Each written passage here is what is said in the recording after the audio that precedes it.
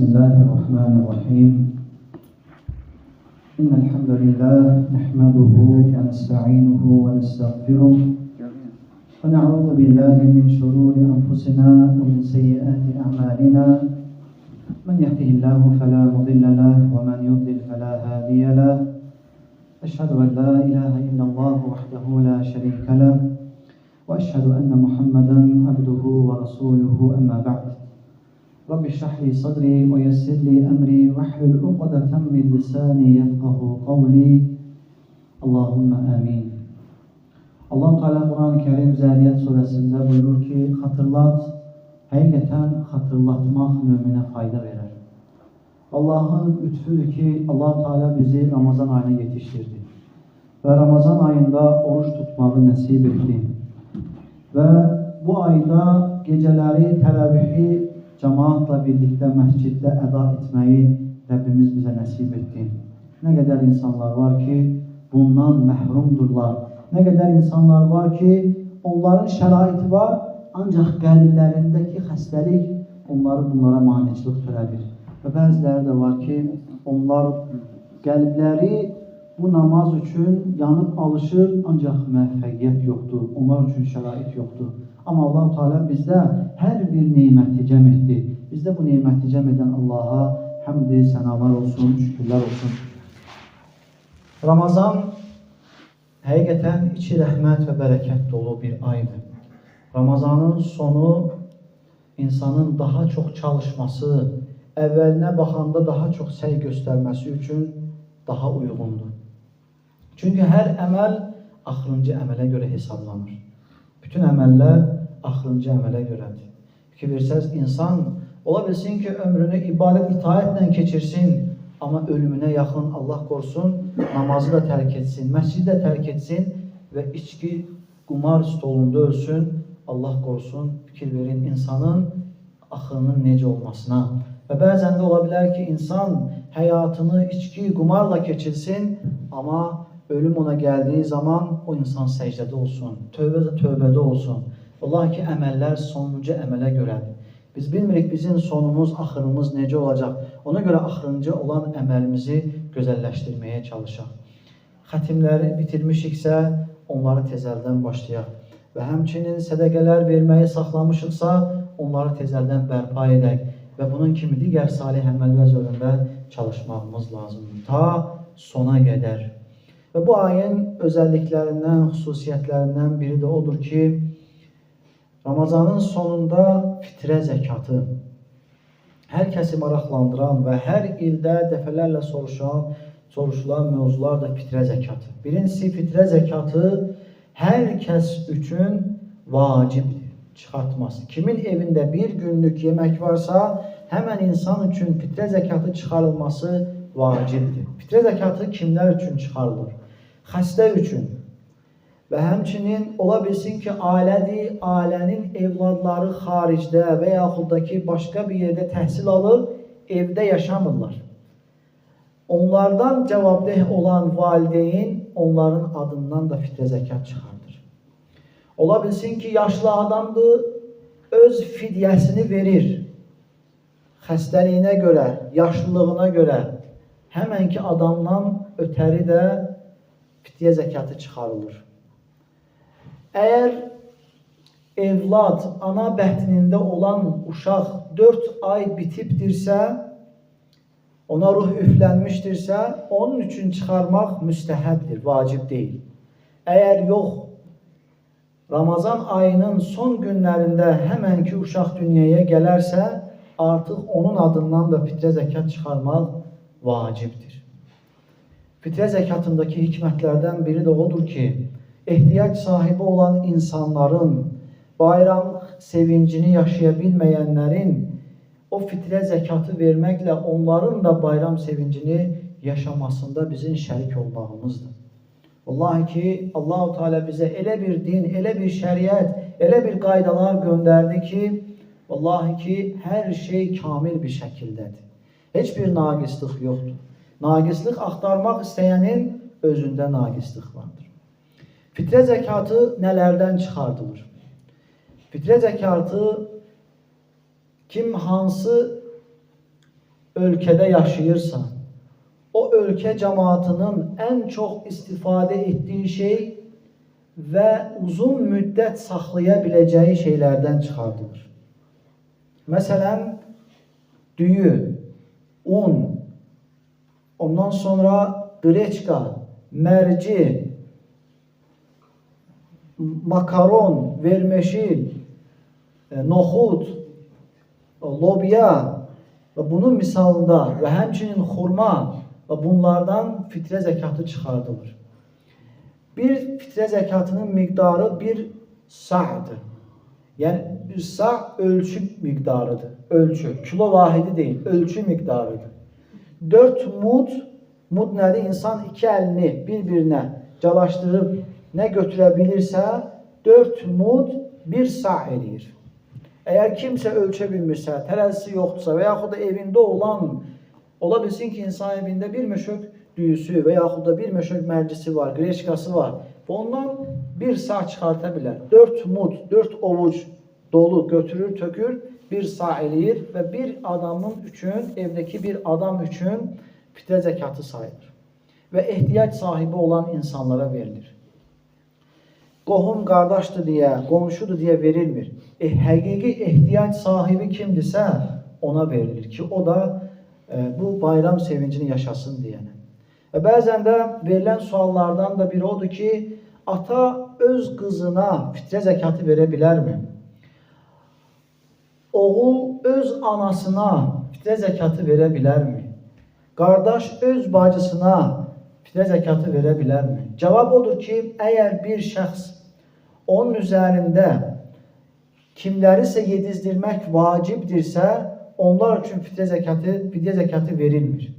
Məsələn, oğlun üzərində vacibdir ki, anasını yedizdirsin, anasını gezdirsin, onun qayğısında qalsın və həmçinin qardaşın üzərində vacibdir ki, öz bacısı, öz qızını nə etsin? Yəni, yeməklə tədarükünü qarşılasın. Bunların üzərinə vacibdir ki, onları yedizdirsin. Onlara fitrə zəkatını onlara vermək icazəli deyil. Gərək onlar üçün sədəqə etsin. Onlar üçün öz malından versin. Yəni, başqasının haqqı olanı öz valideynə, öz bacısına yönəltməsin. Ancaq digər tərəfə baxdıqda isə ola bilsin ki, iki bacıdır, hərəsi bir yerdə ərdədir və biri imkanlıdır və digərinin ehtiyacı azdır və bu zaman bir bacı digər bacıya verə bilər. Bacı öz qardaşına verə bilər və yaxud da digər qohumlarına verə bilər. Hansı ki, onun üzərində onu yedizdirmək vacib deyilsə, onlara verilə bilir. Və həmçinin verilən suallardan da biri odur ki, zəkat nə vaxt çıxardılır? Ən gözəl fitrə zəkatının çıxarma vaxtı deməli, Şəvval ayı görünür. Elə bir ki, 29-cu oruc günü baxılır. Aya, əgər ay görülərsə, birisi gün, onun sonraki günü, yəni səhəri bayram namazıdır. Deməli, o ay görünəndən, yəni Ramazan ayının bitdiyi əmin olduqdan sonra bayram namazına qədər fitrə zəkatı çıxarılmalıdır. Və alimlərdən gətirirlər ki, bir gün və 2 gün qabaqda çıxarmaq olar. Əgər o fitrə zəkatını aparılası yer uzaqdırsa və yaxud da ki, mənzil, yəni kimə çatacaqdırsa, ona çatdırmaq problemi, vaxt problemi varsa, ona görə 1 gün, 2 gün qabaq çıxarmaq olar. Amma ən gözəl vaxtı ay görülüb, sabah bayramdır deyən günü axşam namazından və yaxud da ki, ay görüldükdən sonra aparıb ehtiyac sahibinə fitrə zəkatını verməkdir. Yaxşı, ətdən, yağdan, bunlardan fitrə zəkatı olunmur? Xeyr, bunlardan fitrə zəkatı olmur. Əgər kimsə əlavə vermək istəyirsə, ola bilsin ki, evdə məsələn 3 nəfərdir. Birinin adından un, bir nəfərin adından qreçka, bir nəfərin adından da düyü çıxarır, fitrə zəkatını tamamlayır və əlavə olaraq da istəyirsə ona ət, toyuq, ondan sonra yağ və bunun kimi digər evdə lazım olan produktu alıb üstünə qoyub sədəqə olaraq verə bilər ki, və bu da daha ən gözəli olanı budur. Amma əsas vacib olanı o dediyim kimi undur, qreçkadır, o buğdadır, onun mütləq vacibdir. Ətdir, yağdır, bunları üzərinə qoymaq vacib deyil. Və həmçinin verilən suallardan da biri odur ki, fitrə zəkatını mütləq həmənki günü alıb verməliyəm, yoxsa əvvəlcədən alıb evimdə qoya bilərəmmi? Ola bilsin ki, bir şəxs evin məsul şəxsi səfərə çıxacaq və evdə də onu ala biləcək heç kim yoxdur. Ola bilər ki, həmənki şəxs yəni ailəsi üçün fitrə zəkatının miqdarını, ailə üzvlərinin sayı qədər alsın, evə qoysun və ailəsinə tapşıra bilər ki, filan vaxtı fitrə zəkatı çıxılsın. Və bir neçə gün qabağa da alıb insan evində qoya bilər və o evindəki məhsuldan çıxarda bilər. Və həmçinin də insana, əgər bir insan kasıbdırsa, ehtiyac sahibidirsə, qonu qonşu onun üçün, qohum qardaş onun üçün fitrə zəkatı veriblərsə, bir gün, 2 gün qabağa həmən ki insan da özünə verilən o fitrə zəkatından, özünə verilən paydan artıq o özünün sayılır. Özünə verilən paydan başqası üçün də fitrə zəkatı verə bilər. Və həmçinin verilən suallardan da biri odur ki, məsələn, bir insan üçün, məsələn, deyək, 3 kiloqram bu məhsullardan çıxarılmalıdır. Ola bilərmi ki, mən 1 kilonu un, 1 kilonu düyü, 1 kilonu da qreçka edim, o pişi 3 kilo olmalıdır. 3 kilonu tamamlayıb verim. Cavab da odur ki, xeyr, olmaz. Bir nəfər üçün çıxarılan zəkat eyni məhsuldan olmalıdır. Ancaq evdə, məsələn, 5 nəfər varsa, hərənin adından bir məhsul çıxarmaq icazəlidir. Məsələn, birinin adından un, birinin adından, məsələn, birinin adından 3 kiloqram un, birinin adından 3 kiloqram və yaxud da 2 kiloqram yarım qreçka və yaxud da 2 kilo yarım buğda, hər adından bir növ məhsuldan çıxarıb vermək olar ki, bu da kimə verirsə onun evində növ bu ərzaqlardan olsun deyə. Və həmçinin miqdarı nə qədərdir? Neçə kiloqram olmalıdır? Gəldikdə isə bu da məhsuldan məhsula dəyişir. Yəni, burada kilo deyil, burada sahdır, ölçü vahididir. Ölçü. Bunu hər kəs edə bilər. Yəni, bunu mütləq qrama qram deyib çəkilməli deyə belə bir şey yoxdur. Məhsuldan məhsula dəyişir. Düyü ağır gəlir, amma həmənki qab dolunsunda makaron yüngül gəlir. Məhsuldan məhsula dəyişə bilir. Ona görə, yəni, təxmin olaraq 1 kilo 200-dən ta 2 kilo yarıma qədər arada fərq olur. Ona görə, yəni, kimsə çəki, yəni, tam olaraq necə çıxarmaq lazım olduğunu bilmək istəyirsə, 4 əl ovucunda, 2 ovucunu bir-birinə birləşdirir, 4 mud, buna 1 mud deyilir, 4 mud tökür və o 4 mud nə qədər götürdüsə əlinə, yəni, o fitrə zəkatı olaraq onu verə bilir. Yəni, lap balaca da olmasın, uşaq əli ilə yox, yəni, normal bir insanın əli ilə, yəni, 4 mudu hesablayıb, yəni, bir insan üçün fitrə zəkatı çıxa bilər.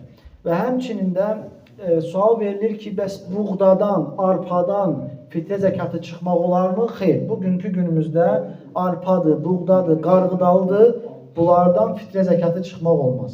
Niyə görə bəs keçmişdə çıxırlar? Çünki keçmişdəkilərin buğda və həmçinin qarğıdalı onlar üçün yəni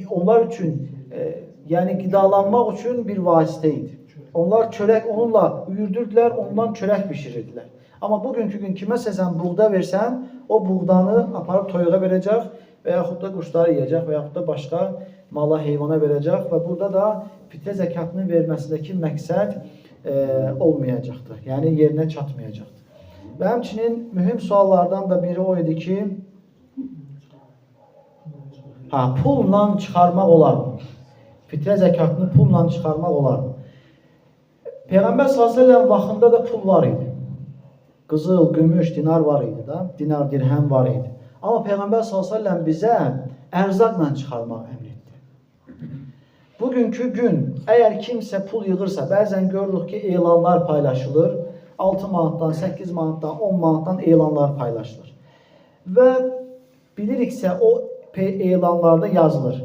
Yəni, o həmən ki 6 manata və ya 10 manata onlar özləri ərzaq alıb, sənin adından çıxaracaqlarsa, 2 kilo yarım, 3 kiloqram məsələn, onda onlar üçün ora pul vermək olar. Çünki sən pul vermirsən. Sən pul verirsən, o insan sənin əvəzinə ərzaq alıb ərzaq çıxardır.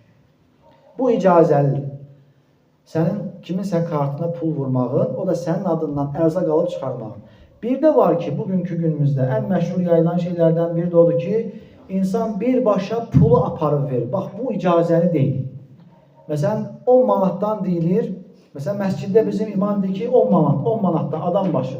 Allah razı olsun, imam, bizim kənddə imam o 10 manatı pulu aparıb vermir.